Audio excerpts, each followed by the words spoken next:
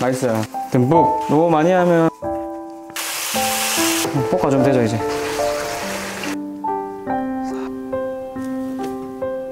연애에 대한 얘기도 막 하는데 그 장면이 되게 진짜 너무 좋았어요. 네, 여러분 연말 잘 보내고 계신가요? 저는 이제 감기가 많이 나왔어요. 야, 이것도 연말이니까 막 제가 막 식욕이 막 올라와가지고 떡볶이 먹고 라면 먹고 치킨 먹고 막 그랬거든요. 그러다 보니까 오랜만에 집밥 좀 해먹으려고요. 배고프니까 빨리 해보겠습니다. 오늘 제가 할 메뉴들이 다 어릴 때는 별로 안 좋아했는데 나이가 드니까 또 한 번씩 그리운 음식들 있잖아요. 그런 메뉴들을 할 거거든요. 그 중에 하나가 이제 오뎅. 어릴 때 학교에 급식에 오뎅 볶음이 나오면 그렇게 막 좋아하진 않았거든요. 지금도 막 되게 좋아하진 않는데 그래도 한 번씩 먹으면 맛있어요.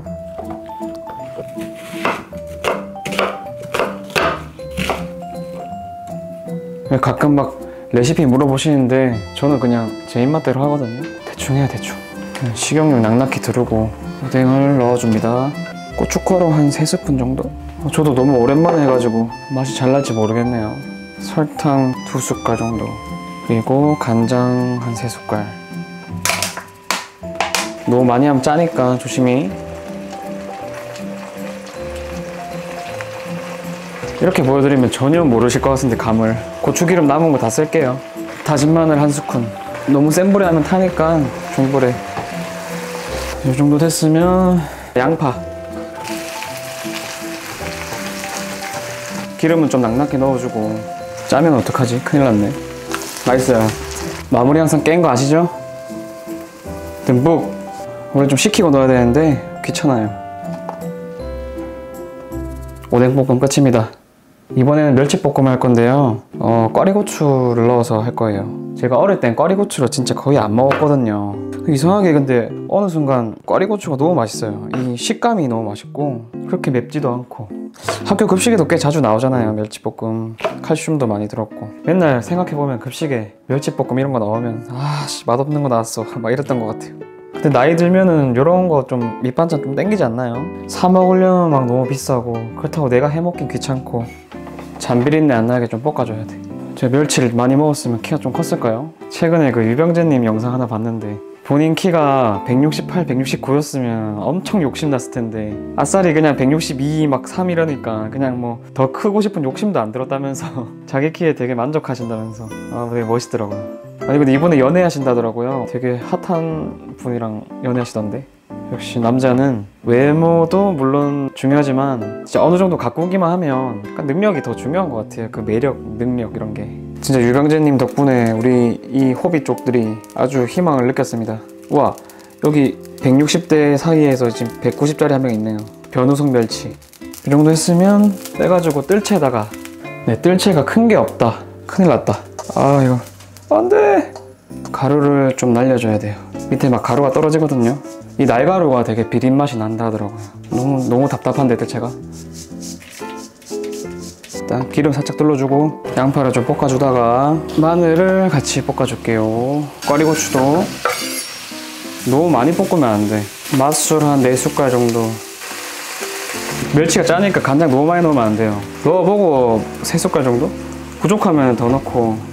원래 올리고당 넣어야 되는데 집에 올리고당 없어서 그냥 설탕만 넣어요. 저는 좀 달달하게 먹을 거라서 4숟갈 넣어보고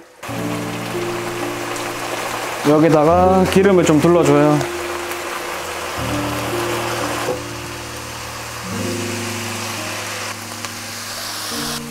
무슨 맛이지 이게? 설탕이 좀 더 들어가야 될 것 같아요.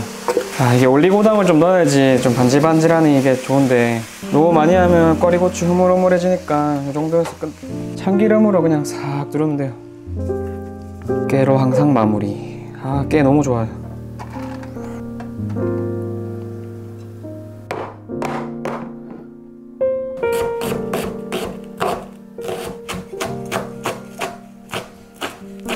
깻잎 향이 너무 좋아. 오징어.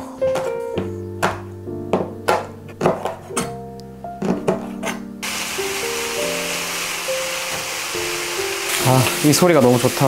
비 오는 소리.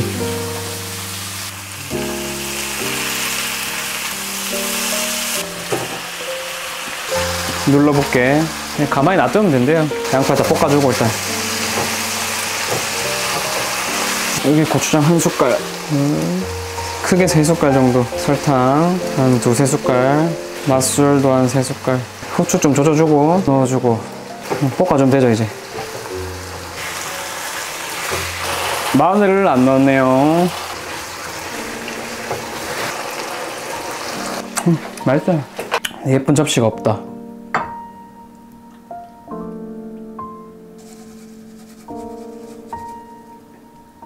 싹 끼니 얹어주면 맛있겠다. 비상이에요. 된장 미역국을 끓이려 했는데 된장이 없네요 집에. 일단은 그냥 미역국 끓여야 될 것 같아요. 너무 배고파서 빨리 해야 될 것 같아요.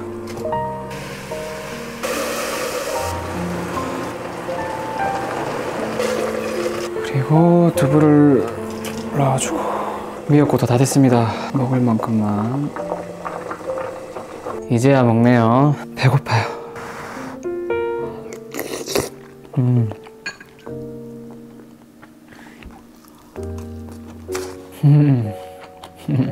맛있어요. 힘든데 딱 이렇게 해놓고 먹으면 솔직히 진짜 맛있긴 맛있어요. 뿌듯하기도 하고.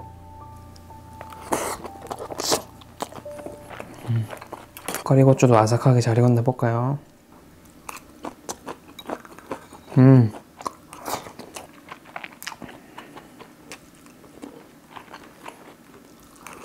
오징어 반찬, 오뎅 반찬, 멸치 반찬 이렇게 싫었거든요. 나이가 드니까 또 입맛이 바뀌어요. 옛날에 참 싫어했던 것도 좋아질 수 있고 또 좋아했던 게 싫어질 수도 있고 바뀌는 것 같아요. 살다 보면 바뀌어 점점. 그래서 그냥 뭔가 굳이 막 뭔가 확고하게 정해놓고 살지 않는 게 좋은 것 같아요.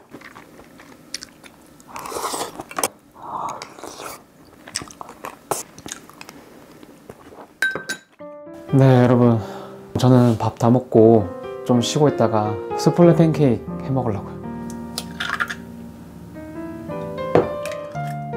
떨어져 이 콧물아. 25g.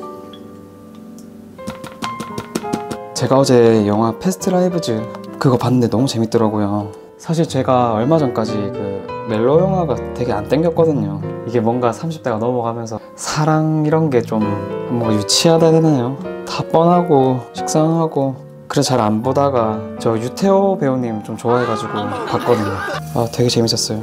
막 자극적인 사랑 이야기 이런 건 아닌데 잔잔하게 막 여운이 남는 거 있잖아요. 보고 나면 자꾸 생각나고 그 명장면을 다시 막 유튜브 찾아보게 되고.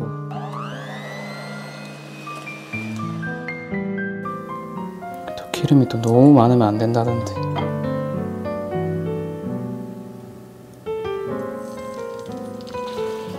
중간 점검 해볼까요? 더 높게. 아 참 어렵다.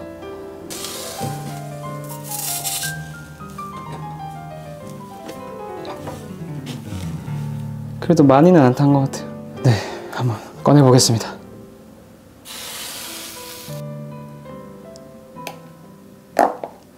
휘핑을 너무 많이 쳐버렸어. 이거는 케이크 아니에요, 케이크? 그래도 투게더는 포기할 수 없죠. 호이죠.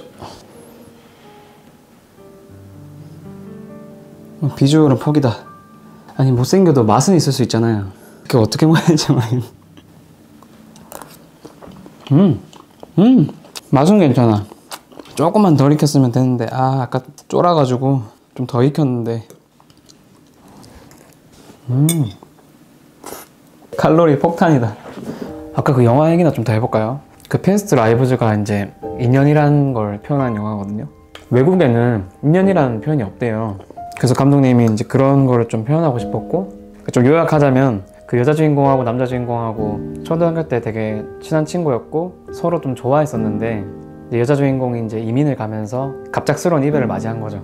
그러다가 이제 남자 주인공이 이제 군대를 가가지고 그 친구가 생각이 난 거죠. 그러면서 페이스북으로 연락을 했고, 근데 그 여자 주인공은 외국에 있으니까 만나기는 쉽지 않고 남자 주인공은 또 학생이고 둘이 만나기가 쉽지가 않아가지고 영상통화나 뭐 문자, 메일 주고받으면서 그 썸을 탔죠. 근데 너무 이게 마음이 커지는 만큼 또 보고 싶은 마음도 커지잖아요. 근데 또 보지는 못하고 하니까 점점 더 좋아지는 마음에 일상생활이 좀 안 되는 거예요, 여자 주인공이.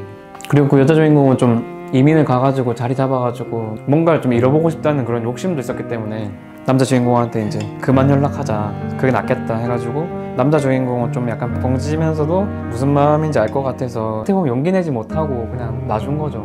그래서 서로 또 멀어지게 돼요. 또 두 번째 인연이 또 아쉽게 또 멀어진 거죠. 그렇게 이제 남자 주인공은 중국 유학 가서 여자친구 사귀고 오래 만났고, 또 여자 주인공은 작가들끼리 하는 뭐 숙박 무슨 뭐 스터디 이런 거 하면서 외국인하고 사귀게 되면서 결혼까지. 또 오랜 시간이 지나가지고 이제 30대 초중반이 된 것 같아요. 남자 주인공 여자친구랑 헤어지고 이제 일도 좀 지치고 이래서 여행도 갈 겸 한번 그 여자 주인공을 만나러 가기로 해요. 여자 주인공도 너무 흔쾌히 반갑게 보고 싶었으니까 오라 했고, 그 남편 되는 외국인도 너네 둘이 그런 사연을 다 아니까 한번 와봐라 이렇게 한 거죠. 그러면서 그 둘이 느끼는 감정과 대화들 뭐 이렇게 어떻게 끝나는지 이런 것들이 이제 서사가 막 이어지는데 잔잔한데 울림 있는 그런 영화 있잖아요. 아, 저 되게 좋았어요. 초등학생 때 농구공 튀기면서 이별할 때 그 남자 주인공이 막 하고 싶은 말을 많은데 어린 나이에 이제 이게 어떤 감정인지도 모르고 이별도 서투니까 어떻게 말할지도 모르겠어서 그냥 무심하게 뭐 잘 살아 하고 갔던 그런 장면이나, 그리고 뭐 20대 초반에 둘이 이제 영상통화하면서 썸 탈 때 되게 막 설레하는 모습, 그리고 이제 이게 길어지니까 점점 감정이 막 수그러드는 그런 감정 표현되는 모습도 좋았고, 그리고 가장 좋았던 건 바에서 이제 여자 주인공이랑 남편이랑 나란히 앉아서 얘기하는 장면이 있는데, 그 외국인 남편이 한국말을 잘 모르니까 그냥 묵묵히 막 그냥 둘이 대화하는 걸 기다려주고 하는 게 있어요. 근데 그 남편 표정이 썩 좋진 않거든요. 막 되게 자상하고 좋은 사람인데 엄청 쿨한 남편은 아니야. 근데도 그냥 묵묵히 그 둘의 시간을 존중해줘요. 그 주인공 두 사람이 막 이제 한국말로 막 대화를 하면서 이제 인연에 대한 얘기도 막 하는데 그 장면이 되게 진짜 너무 좋았어요. 그리고 그 남편분 외국인도 되게 유명한 배우래요. 침대에서 여자 주인공하고 같이 누워서 막 얘기를 하는데, 너랑 그 남자 주인공 둘 사이에 그 스토리가 너무 세가지고 나는 상대도 안 되는 것 같다. 네가 가끔 한국말을 할 때면 내가 너의 세계관에 다 젖어들지 못하는 것 같다. 뭐 그런 느낌의 말을 하거든요. 그런 모습 보면서 그 남편이 되게 막 질투도 나고 화도 나고 막 열받잖아요. 솔직히 내 사랑하는 아내가 완전 옛날에 썸 탔던 그것도 막 첫사랑 사랑하는 이루어지지 못해서 막 절절한 그런 남자랑 다시 만난다는데 막 그런 얘기를 자꾸 하고 질투나고 짜증나죠. 근데도 이제 아내한테 그렇게 얘기해주는 모습 보면서 이 남자 진짜 멋있다, 그런 생각 들었어요. 그 장면도 좋았고, 그 마지막 그 나오는 BGM이 있거든요. 그 시유란 반주인데 계속 듣고 있어요. 요즘에 너무 좋아가지고. 배불러요. 근데 뭐 이 영화 절대 불륜 그런 영화 절대 아니니까 퓨어하게 보시면 돼요. 뭔가 그런 느낌이에요.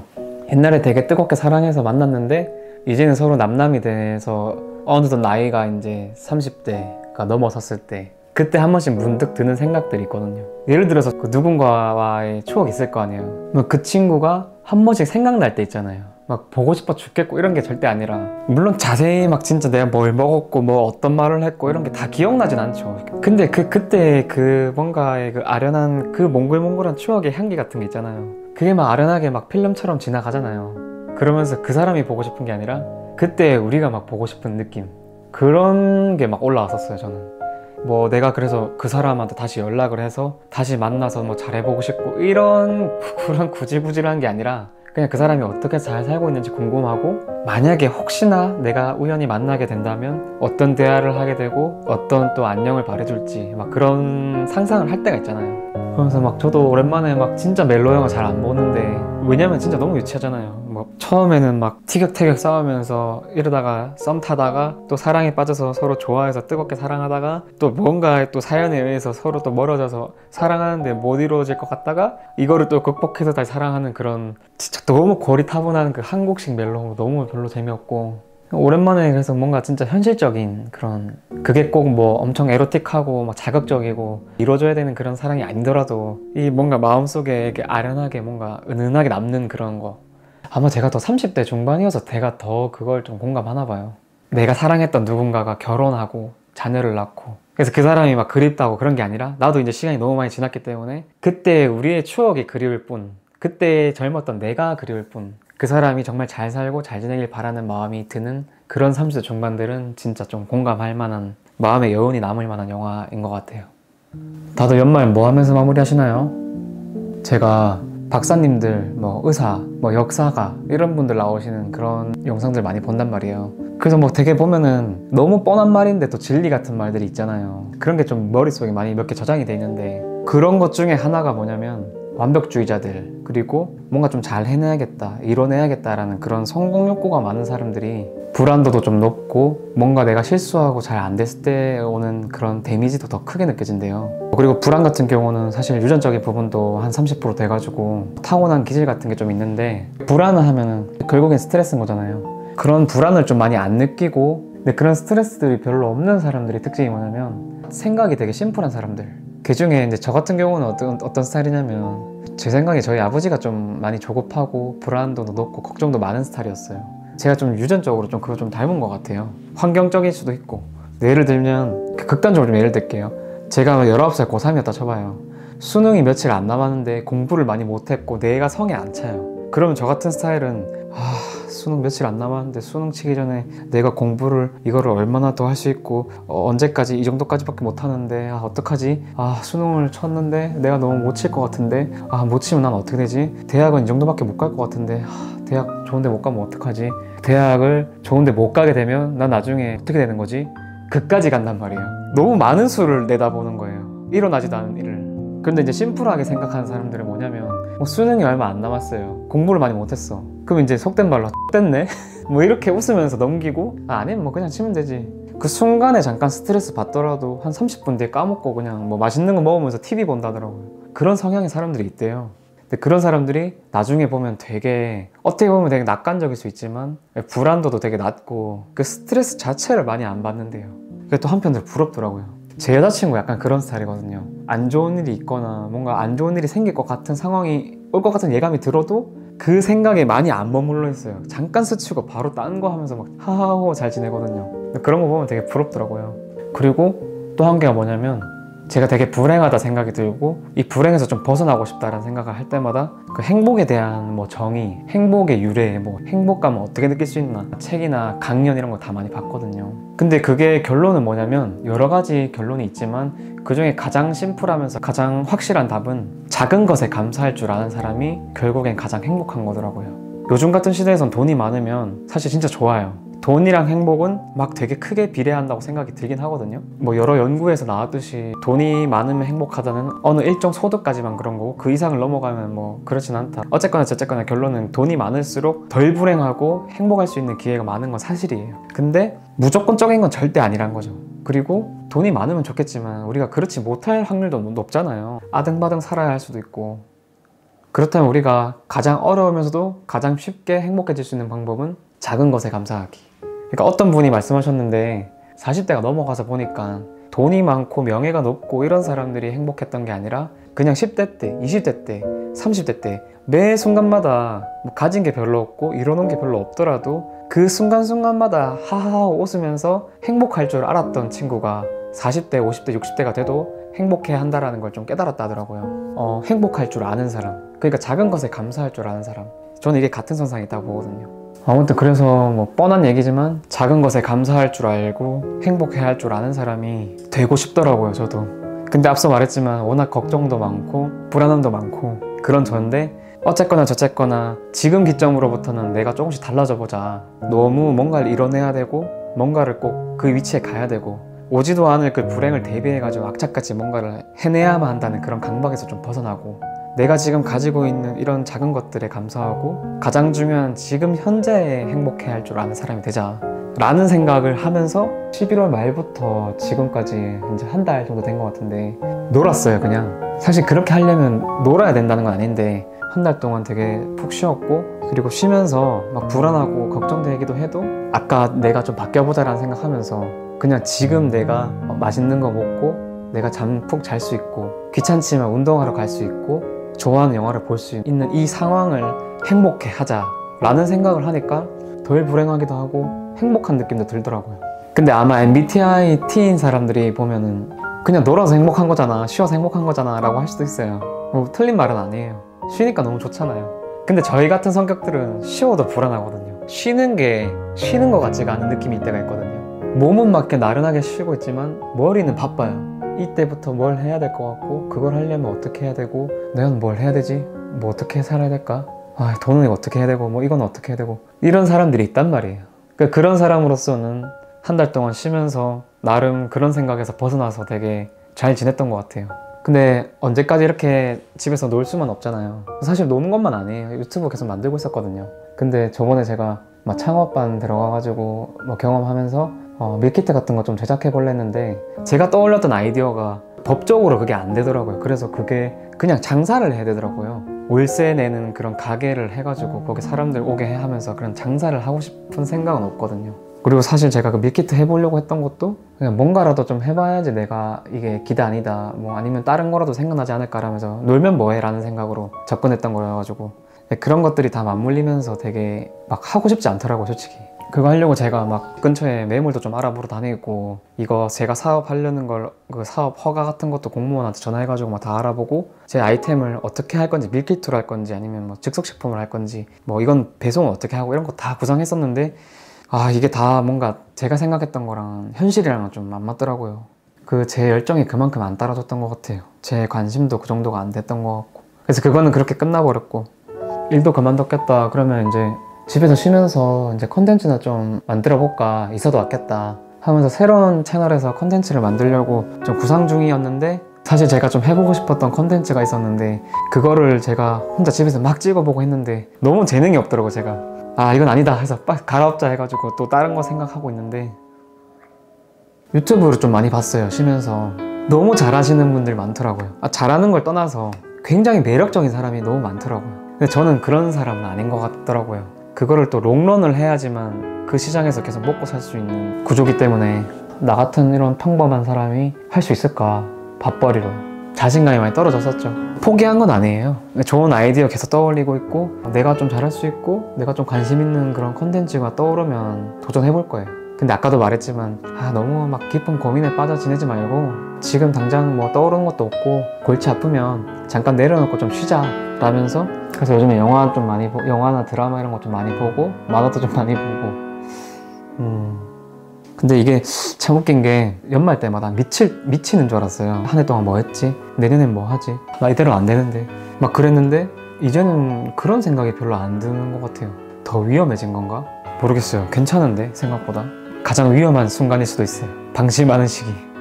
근데 어쨌든 간에 제 안에 불안이라는 DNA는 항상 있기 때문에 뭔가를 열심히 해야만 성과를 얻을 수 있다라는 저만의 또 그런 철학이나 가치관이 좀 있거든요. 세상에 공짜는 없고 그러니까 제가 지금 엄청 쉬는 만큼 또 나중에 또 고생을 하겠죠. 또 그만큼 미래의 편안함과 아늑함을 땡겨 쓰고 있는 거죠.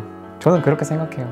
지금 엄청 고생하시고 잠도 못 자고 스트레스 받아가면서 막 자기가 원하는 그런 것들을 이루기 위해서 열심히 사시는 분들은 지금은 좀 힘들겠지만 나중에는 그만큼 또 보상이 따라올 거예요. 뭐 사기를 당하거나 살인, 뭐 교통사고 나서 갑자기 세상을 뜨지 않는 이상 전 정말 보상받을 거라 생각합니다.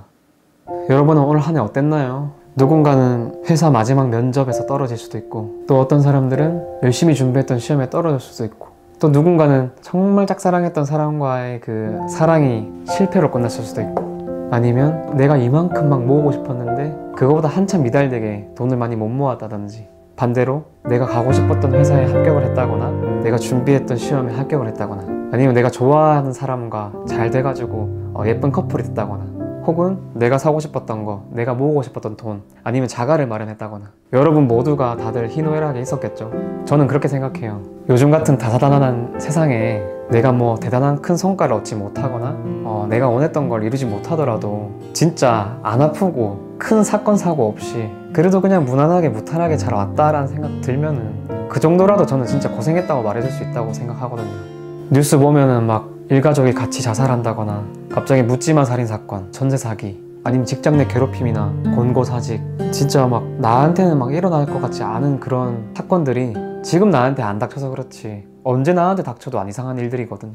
그러니까 올 한 해가 썩 마음에 들지 않았다 하더라도 무탈하게 여기까지 온 것만으로 그냥 우리 잘했다고 생각하자고요. 그럼 끝으로 올 한 해 동안 좋은 소식 있었던 분들은 다시 한 번 더 축하드리고 좀 속상하고 아쉬운 것들이 많았던 분들한테는 그래도 수고 많으셨다고 말씀드리고 싶네요. 내년에도 잘 부탁드릴게요. 연말 잘 마무리하시고 새해 복 많이 받으세요. 안녕.